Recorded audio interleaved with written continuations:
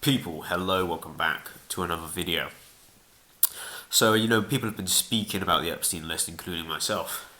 But there's one thing I want to talk on that has always been common knowledge, that I've uncovered some more things on, and that needs to be spoken about. This could get me in trouble, but I'm doing it because it needs to be done. We all know over in Canada, a certain Prime Minister is in charge of the left-leaning ideology, a liberal. We all know these people have been exposed for being nonces. I spoke on Philip Schofield when there was a reported NDA against the victim. Well, this isn't alleged, this is factual. All documents and records have been scrubbed from the internet with the exception of a couple screenshots and some Canadian British Columbia court documents on the internet. This happened. The age is contested from what I gathered. It was legal, but morally incorrect. As well as his blackface. Justin Trudeau taught at a private school. At this school, he dressed up in blackface. Here he is pictured with some students here. Hand placement's quite weird. But what's even weirder is the fact that Justin Trudeau, whilst teaching at the school, whilst being an important figure in many children's lives, young adults, not yet adults, not 18 yet, the age of consent is 16 like the UK, that's where the legality comes in. Justin Trudeau had relations with one of his students that he paid off, made her sign an NDA to be quiet about it, and has blocked newspapers from exposing the story. This is disgusting. This is despicable. This is evil.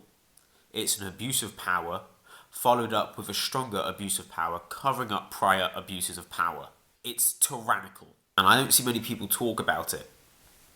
I'm talking about it. If I didn't have solid evidence, I'd be saying allegedly. Similar to the Philip Schofield situation where a month and a half after my video, and after all this attention on him got a bit too much, he admitted what he did. Justin Trudeau is the Prime Minister of a country. This is a powerful man, albeit a twat. The man has tampons in the male bathrooms of the Canadian Parliament. Who's going to use them? Who is going to use them? Him? The person he took the innocence of as a role model, an important elder figure, a teacher at a school, only just started using them.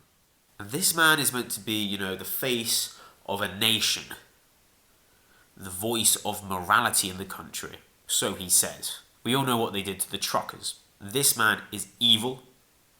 He is an abuser.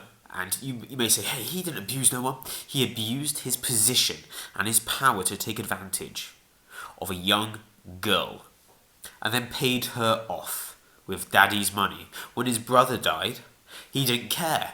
Oh, well, he should have just sat inside and played his games that day, I believe is what he said on the interview. About the smile of his mother, who hasn't smiled much since her youngest son was swept away by an avalanche. If Michelle had decided to stay home and play chess and Nintendo, he would have been fine.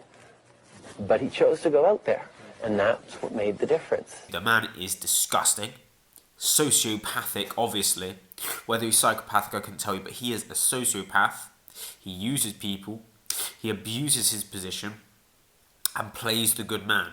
He is untouchable.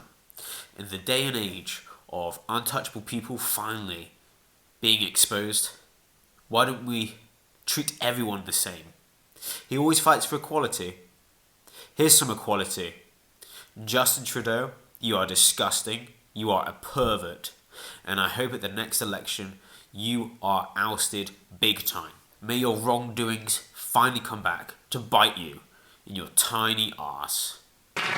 Yes, Mr. Speaker, I was a high school teacher before getting into politics, and I'm having a little trouble remembering what exactly the job that the Leader of the Opposition had before getting into politics. Yes, and he left right in the middle of the semester, and I'm having trouble remembering why. Oh!